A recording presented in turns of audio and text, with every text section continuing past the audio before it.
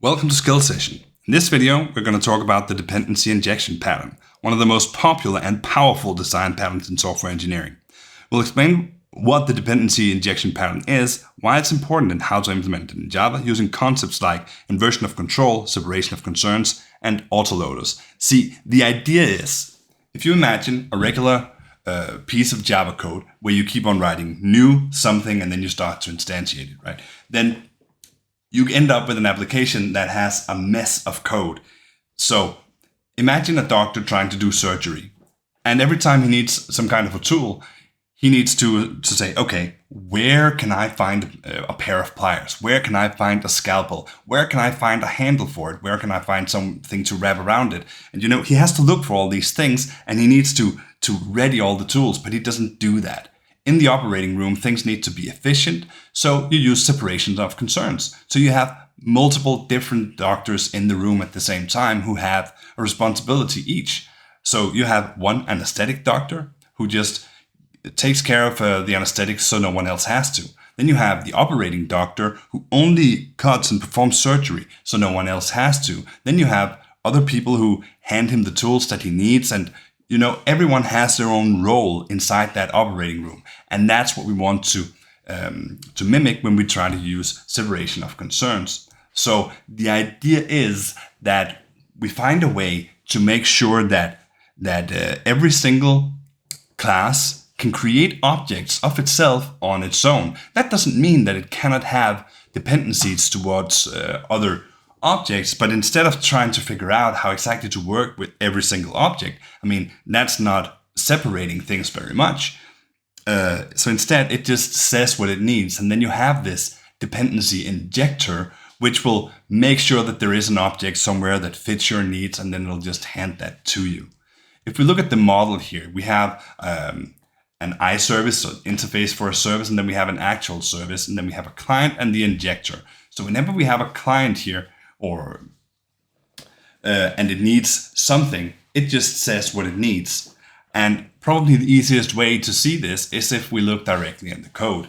So if we look here at the system on the right hand side at the bottom, then we have private final sensor, and we have an actuator, and then we have the constructor. And the constructor asks for a sensor and the actuator.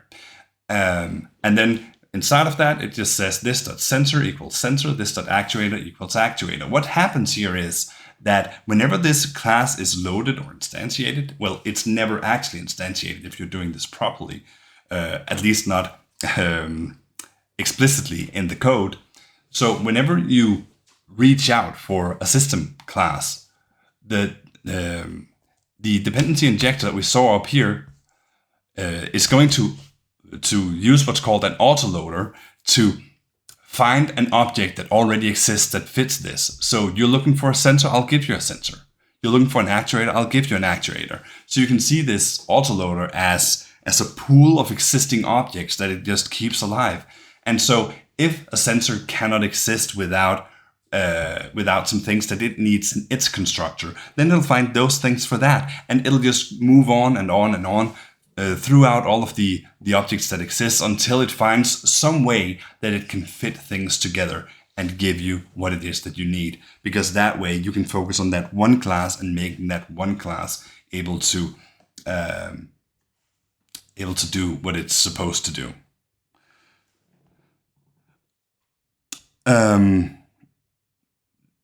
And that means, of course, that no classes are really dependent on each other. They're, of course, all dependent on the autoloader or the dependency injector, but that's pretty much it. The dependency injection pattern is often used in conjunction with other concepts and technologies, such as inversion of controls and separation of concerns. And when we say these things, separation of concerns, that's what I talked about with the doctors, but inversion of control means that instead of every single class having to build the things that it needs, it just asks for them. So instead, they actually try to build things that other classes might need and push themselves in there.